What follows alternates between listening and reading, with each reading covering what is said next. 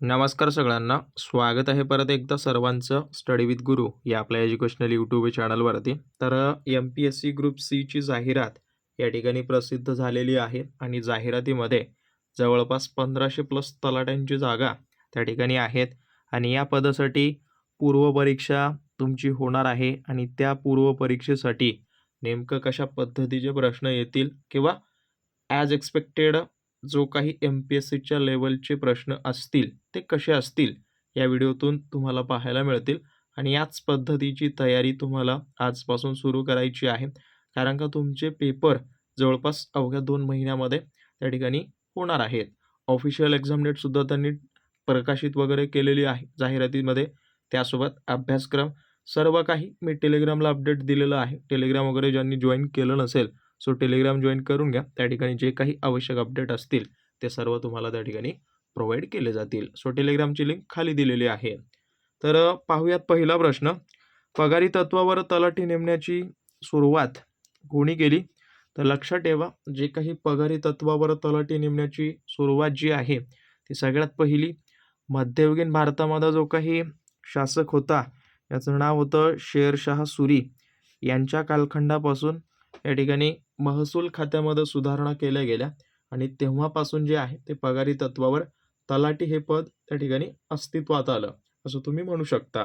आता याचा जो काही कालखंड आहे किंवा शेरशाह सुरी यांनी जे आहे ते कधी शासन वगैरे केलं याबद्दल जर बोलायला गेलं तर ऑलमोस्ट त्यांनी जे आहे ते 1540 ते 1545 दरम्यान शासन वगैरे केलेलं आहे किंवा त्या कालावधीमध्ये ऑलमोस्ट हे तुम्ही म्हणू शकता या कालावधीमध्ये हे तलाठी पद वगैरे अस्तित्वात आलेलं आहे. तर लक्षात ठेवा, बाकी छत्रपती शाहू महाराज, त्यानंतर सम्राट अकबर, सम्राट अशोक हे सर्व काही महत्त्वाची नावं आहेत. ओके, ज्यांनी महत्त्वाची कामगिरी केलेली आहे इतिहासामध्ये. यांच्याबद्दल माहिती जर नसेल तर व्यवस्थित त्यांच्याबद्दल माहिती वगैरे काढून घ्या. ओके, सो लक्षात ठेवा. बाकी पाहायला गेलं तर महाराष्ट्र जमीन महसूल अधिनियम कोणत्या वर्षी अस्तित्वात आला? तर लक्षात ठेवा, महाराष्ट्र जमीन महसूल अधिनियम हा जो काही कायदा आहे तो 1966 मध्ये या ठिकाणी अस्तित्वाला मंजूर झाला असं तुम्ही म्हणू शकता. आणि अजून एक महत्त्वाची अपडेट या संदर्भात टेस्ट सिरीज वगैरे ऑलरेडी चालू वगैरे करण्यावर भर देण्यात येणार आहे. सो ज्यांना कुणाला जॉईन वगैरे करायचं असेल तर त्यांनी जवळपास जमलं तर ऑगस्ट मंथमध्ये त्या ठिकाणी SMS वगैरे करा अथवा ॲप वगैरे डाउनलोड करून घ्या. त्या ठिकाणी अपडेट तुम्हाला मिळून जाईल. ॲपची लिंक खाली दिलेली आहे. ओके, आणि अजून एक सांगायला गेलं तर लक्षात ठेवा, तलाठीची नेमणूक म्हणा किंवा तलाठी पदासंदर्भात ज्या काही तरतुदी आहेत तर त्या सर्व तरतुदी या कायद्याअंतर्गत देण्यात आलेल्या आहेत असं तुम्ही म्हणू शकता. ओके, बाकी जे तुमचे शेतजमीन असेल त्यासोबत जो काही आपला 7/12 असतो तर ते सर्व याच्या अंतर्गत त्या ठिकाणी येतात किंवा या कायद्याअंतर्गत त्याच्या तरतुदी वगैरे त्या ठिकाणी दिलेल्या आहेत. लक्षात ठेवा, हा महत्त्वाचा कायदा आहे असं तुम्ही म्हणू शकता. बाकी याच्या संदर्भात काही डाऊट असतील तर अवश्य तुम्ही मला कमेंट करून द्या आणि अशाच पद्धतीचे मी तुम्हाला पुढं प्रश्न वगैरे प्रोव्हाइड करत जाईन. त्यामुळं सबस्क्राईब करून बाजूचा जो बेल आयकॉन असतो त्याला दाबून घ्या. बाकी पाहायला गेलं तर तलाठी जो आहे तो आपल्या पदाचा राजीनामा कोणाकडे देतो याचं नाव अपडेट तुम्ही म्हणू शकता.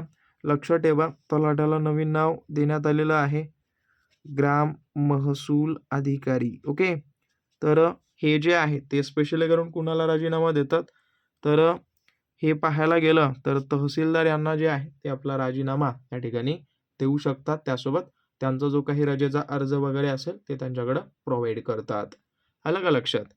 बाकी सुरासेनच्या महाजन पदाची राजधानी वगैरे कोणती होती? तर पाहायला गेलं तर जे महाजन पदं आहेत तर त्या महाजन पदामध्ये जे एक पद्धतीनं सुरासेन होते यांची जी काही राजधानी आहे ती कुठली? मथुरा ही राजधानी त्यांची होती असं तुम्ही म्हणू शकता किंवा प्राचीन काळातलं एक महत्त्वाचं व्यापारी केंद्र वगैरे हे होतं.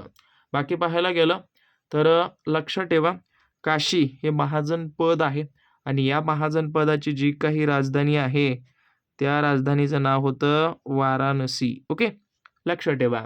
बाकी पाहायला गेलं तर विजयनगर हे दक्षिण भारतातलं एक साम्राज्य वगैरे तुम्ही म्हणू शकता, ज्याची राजधानी जी आहे ते हम्पी जी आहे ना, ती त्या ठिकाणी होती. ओके. हे प्राचीन महाजनपद वगैरे नाही, लक्षात ठेवा. हे काय होतं, दक्षिण भारतातलं साम्राज्य होतं. बाकी जुनागडच्या बाबतीत बोलायला गेलं, तर जुनागड एक गुजरातमधलं ऐतिहासिक ठिकाण वगैरे आहे, ज्या ठिकाणी जे राजा अशोक सम्राट आहेत आणि त्यासोबत महाक्षत्रिय वगैरे याच्यामध्ये शिलालेख वगैरे प्रसिद्ध आहेत. ओके. इथं तुम्ही म्हणू शकता जुनागड इथं राजा सम्राट अशोक त्यासोबत यांच्यासोबत अजून रुद्रदामन यांचे शिलालेख वगैरे त्या ठिकाणी प्रसिद्ध आहेत. ओके. तर लक्षात ठेवा, जी काही माहिती सांगतोय जमलं तर लिहून घ्या आणि अभ्यास जर करत असाल तर व्यवस्थित अशाच पद्धतीचे प्रश्न, याच पद्धतीच्या लेवलचे प्रश्न त्या ठिकाणी व्यवस्थित पाठांतर करा. ओके. बाकी अकबरच्या दरबारातील संगीतकार तानसेन यांचं मूळ नाव काय होतं? तर लक्षात ठेवा, हे खूप प्रसिद्ध संगीतकार होते तानसेन. यांचं महत्त्वाचं जे मुख्य नाव होतं रामतानू पांडे या नावानं त्यांना ओळखलं जातं, किंवा एक महत्त्वाचं मुख्य त्यांचं नाव त्या ठिकाणी होतं. जे मुघल सम्राटाचे नवरत्न वगैरे होते ना, तर त्याच नवरत्नापैकी एक रत्न महान संगीतकार, ज्यांचं बालपणीचं नाव म्हणू शकता किंवा मूळ नाव जे आहे ते रामतानू पंडित होतं. परंतु त्यांना जे आहे ते याच नावानं, तानसेन या नावानं ओळखलं जात होतं. ओके. ते तुम्ही म्हणू शकता. बाकी पाहायला गेलं, हे जे अदर नावं वगैरे आहेत त्यांच्या संदर्भात काही माहिती असेल तर तुम्ही कमेंट करू शकता. बाकी भारतीय राष्ट्रीय काँग्रेसचे पहिले अधिवेशन वगैरे कोणी आयोजित केलं?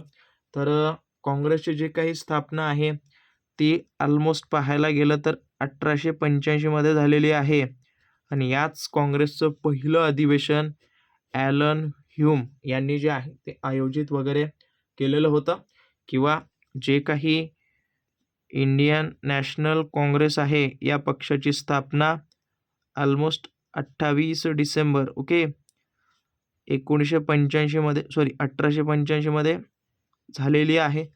ओके. हां. आणि हे मुंबईमध्ये वगैरे झालेली होती आणि या सभेचं पहिलं अधिवेशन वगैरे आयोजित करण्यात आलं आणि या सभेमागं, आयोजनामागं कोण होतं? ॲलन ह्यूम यांचं नाव वगैरे त्या ठिकाणी येतं. ओके. बाकी पाहायला गेलं, भूपेंद्रनाथ बोस हे जे आहेत ते नेते वगैरे आहेत काँग्रेस संदर्भात. त्यासोबत मदन मोहन मालवीय, ओके, यांच्याबद्दल बोलायला गेलं तर हे स्वातंत्र्य लढ्यांमध्ये त्यांनी खूप मोठं योगदान वगैरे दिले.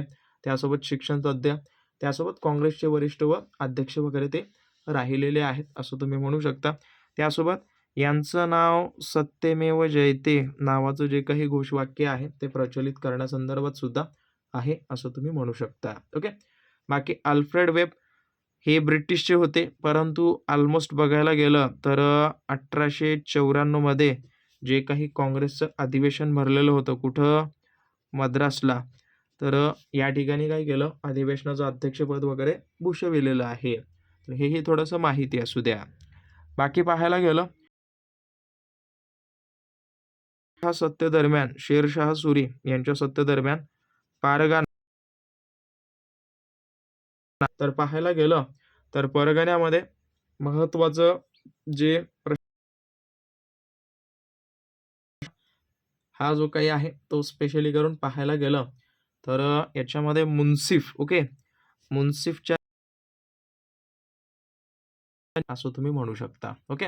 हा, आलं का लक्षात?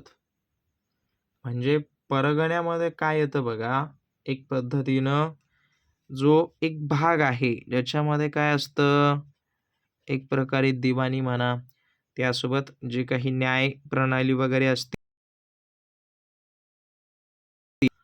महसूल वगैरे तुम्ही म्हणू शकता. ओके. महसूल टाईप.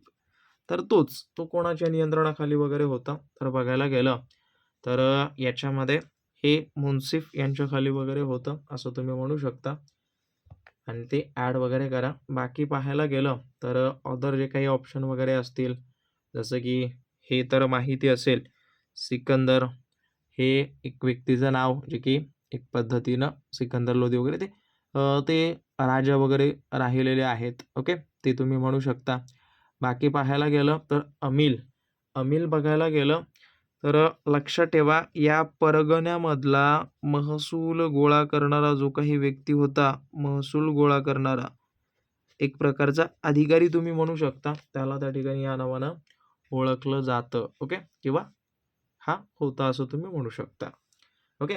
बाकी हे सर्व महसूल गोळा करणं, दिवाणी न्याय वगैरे हे सर्व जे विभाग आहेत ते पारगणा अंतर्गत येतात आणि हा जो आहे तो मुन्सिफच्या नियंत्रणाखाली वगैरे होता. लक्ष ठेवा इन डिटेलमध्ये. जर काही कळत नसेल तर बिनधास्तपणे तुम्ही कमेंट करू शकता. ओके. प्रत्येक विद्यार्थ्याला कमेंटसाठी मी रिप्लाय वगैरे देईन. परत पुढं काय म्हटलं, की महाराष्ट्राचे मुख्य माहिती आयुक्त वगैरे कोण आहेत? तर 2026 मध्ये सध्याला पाहायला गेलं तर मुख्य आयुक्त कोण असतील? त्या संदर्भात हा प्रश्न तुमच्यासाठी सोडतो. कमेंट मला करून द्या. आलं का लक्षात? ओके. जर काही समजत नसतील, ऑप्शन जर नसेल, तरीही नवीन जे असतील ते मला कमेंट करून द्या. परत 9वा प्रश्न 1526 मध्ये बाबर आणि इब्राहिम लोदी यांच्यात कुठे लढाई झाली? तर पाहायला गेलं तर पानिपतची जी काही पहिली लढाई आहे, ओके. पानिपतची पहिली लढाई जी झाली होती ती कुणामध्ये? बाबर आणि इब्राहिम लोदीमध्ये झालेली होती. जवळपास 21 एप्रिल 1526 मध्ये. ओके. तर या दोघांमध्ये झालेली होती आणि ही कुठं झाली? एक पद्धतीनं तुम्ही म्हणू शकता पानिपतला ही झालेली ही लढाई आहे. बाकी पाहायला गेलं तर खानवामध्ये सुद्धा युद्ध झालंय. 1527 मध्ये हे युद्ध झालेलं आहे. त्याच्यामध्ये हे कोणाकोणामध्ये झालं? खानवा युद्ध म्हणून ओळखता बाबर आणि राणा सांगा यांच्यामध्ये झाले. परत चौसाचं युद्ध तुम्हाला माहिती असेल 1539 मध्ये झालेलं हे एक महत्त्वपूर्ण युद्ध आहे. याच्यामध्ये जो शेरशाह सुरी, ओके, सुरी आणि मुघल सम्राट जो काही हुमायूँ होता या दोघात झालेलं होतं. बाकी हल्दी घाटीचं युद्ध म्हणून सुद्धा प्रसिद्ध आहे. जसं की एक पद्धतीनं अकबर त्याच्या व्यतिरिक्त राणा प्रताप सिंग, ओके, हां, राजा राणा प्रताप सिंग यांच्यामध्ये झालेलं आहे. ओके. तर हे सर्व काही नोट डाऊन करून घ्या. जर काहीही चुकीचं वाटत असेल तर त्याबद्दल दिलगिरी व्यक्त करतो.